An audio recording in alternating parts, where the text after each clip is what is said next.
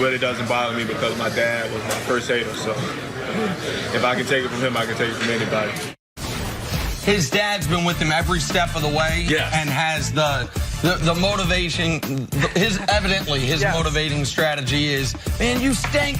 You can't do it. Get on him like that. It's awesome. They got some great videos. His dad has coached him up, trained him up. He has a lot of unusual drills he worked on as a young basketball player to get that leaping ability where he is. But it reminds me of Tiger Woods and what his dad used to tell Tiger. He used to yell in his backswing. He used to do all types of stuff to Tiger to make him concentrate. So Tiger did the same thing like Ja. Or remember Kevin Durant when he won his MVP, talking about his mom waking him up in the middle of the night, saying time to do push-ups, time to run hills, all those things, which when you turn into one of these players, it's a great story. If you end up working a regular job, you're like, man, my mom used to wake me up in the middle of the night. Yeah, that's make me do push-ups. It's like, it's a very different fine line. But when you go from Murray State to the #2 pick of the draft, it's a great story. Can't wait for going after the haters. Time for stories to start your morning. The NBA draft tonight, and as we know, Zion Williamson expected to go #1 overall to the Pelicans after an incredible freshman campaign at Duke. Zion is the most hyped prospect since LeBron James. So, CC,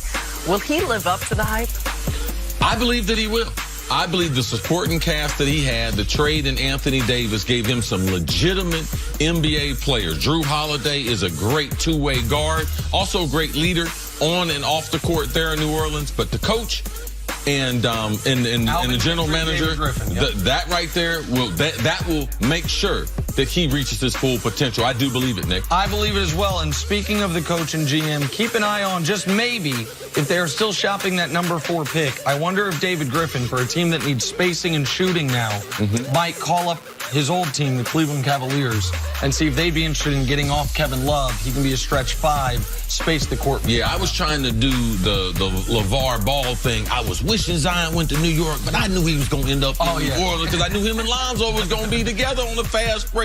I knew it. See, I'm playing chess. They playing chess. Exactly right. That fast break's going to be dope. With reports that Memphis will draft Ja Morant #2 tonight, the Grizzlies have shipped point guard Mike Conley to Utah in exchange for Kyle Korver, Jay Crowder, Grayson Allen in the #23 pick tonight, plus a future first-rounder. So, Nick, are the Jazz now a title contender after acquiring Conley? No, not yet. I can't put them there yet. To me, they are a contender for the Western Conference Finals. That is the level I will put them at. To me, this catches them up potentially with a team such as Denver, a team that I also look as a true title contender right now. But they needed an upgrade at the Ricky Rubio spot to help out Donovan Mitchell, who was a good volume scorer but not as efficient. And so I like this move for them, and for Memphis, it clears the way for Ja. And I believe he's better on the defensive end as you lead everyone into the one-man blocking machine in Rudy Gobert in the paint.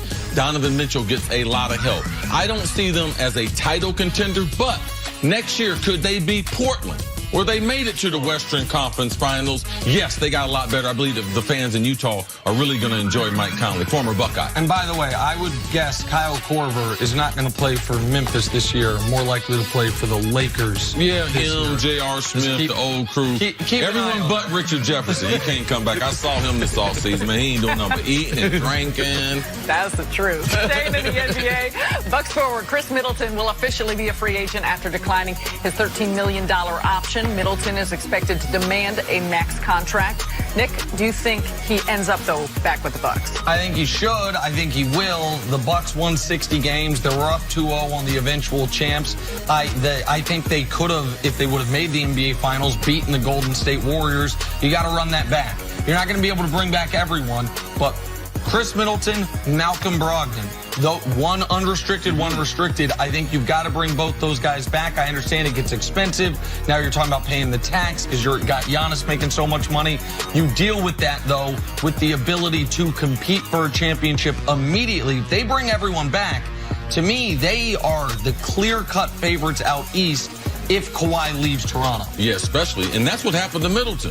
What happened to him in the playoff? Kawhi. Yeah. What happened to him in the playoff? Kawhi. But he did. He had his best season, especially during the regular season, All-Star this year. And what's best for his career is right next to Giannis. I wouldn't want to play another basketball game without Giannis being on my side. They have something special there in Milwaukee. They got just close enough. Man, don't go somewhere else and try to rebuild that. But Brogdon's important and Middleton's important as far as them. They are the favorite in the East. Finally, let's talk about the Celtics, who are in a state of flux after a disappointing season and an early playoff exit.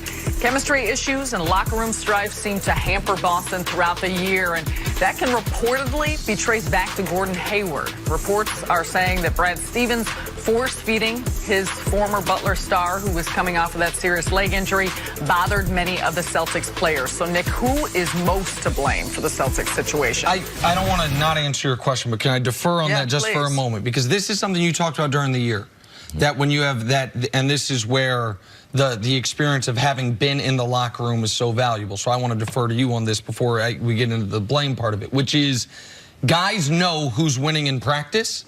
Guys know who the best players on the team are. And if a coach, even if his intentions are good, which I don't think it was because Brad Stevens has known Gordon Hayward since he was 17. I think it was, this guy's important. He's our highest paid guy. He's coming off an injury. For us to reach our potential, we need to get him back to full confidence. We're going to force feed him.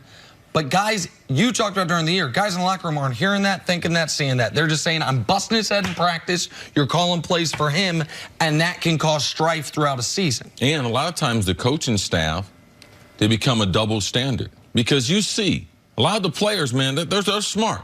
They realize if I go to Boston, Gordon Hayward's there. Man, Brad Stevens recruited this kid over 10 years ago. He was a 3-star recruit, went to Butler. Every game he started, Brad Stevens was the head coach there, 69 games. Man, they got a lot of intel and everything. Gordon could have went a lot of different places. Man, Cleveland. Yeah.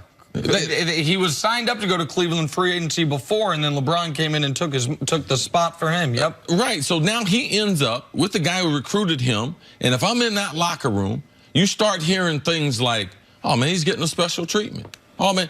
And when they criticize him, when you watch the film together, or the coaches criticize him with the same intensity which they criticize the other players on the roster. And it eats away. Sarah, you know this. You start to be like, man, they're treating him a lot better than they're treating me. And like, wow, if I had an injury like that, would they be as patient? Would I be a starter? Would I be getting those minutes? And the truth of the answer is no, you wouldn't.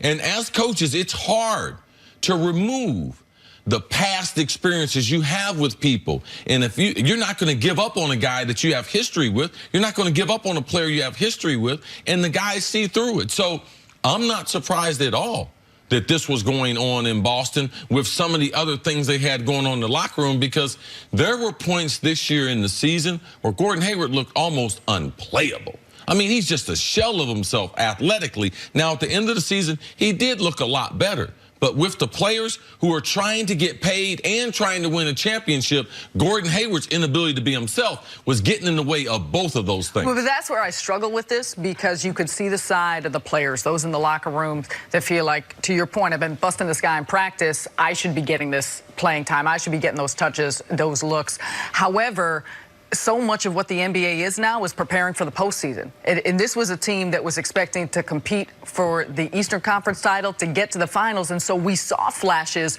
towards the latter part of the season. And Gordon Hayward, I mean, that injury, he was an all-star coming here. He was what him and Kyrie Irving were expected to come and change the complexion of what the Celtics were doing.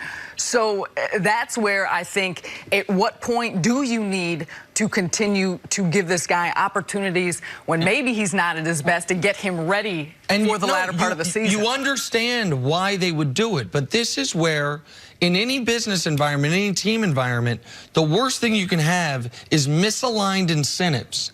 And so you had Kyrie Irving saying, I'm just worried about the playoffs. You had the coaching staff trying to get Gordon Hayward ready for the playoffs. Man, you have Jaylen Brown trying to get paid. You have Jaylen Brown trying to prove himself. Jason Tatum trying to take that next step after working out with Kobe. You have Terry Rozier, who had a star turn in the playoffs. Scary Terry. People are wearing masks, T-shirts, the whole nine. He knows he's a restricted free agent coming. So you had guys that weren't all on the exact same page. So that gets back to your original question. I apologize for not answering initially, which is who's to blame? And the answer is everybody.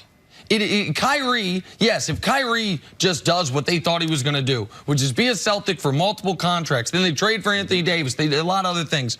Brad Stevens not getting the most out of talent, but also the front office, Danny Ainge and company, for not seeing, just like C, I thought it was indefensible that the Warriors would say we never saw an Achilles coming.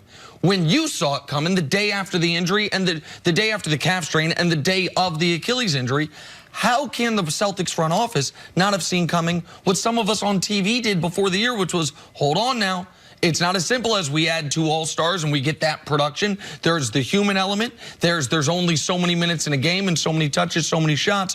Why did they not see this potential landmine and avoid it? A lot of times we see injuries. We think all injuries are the same.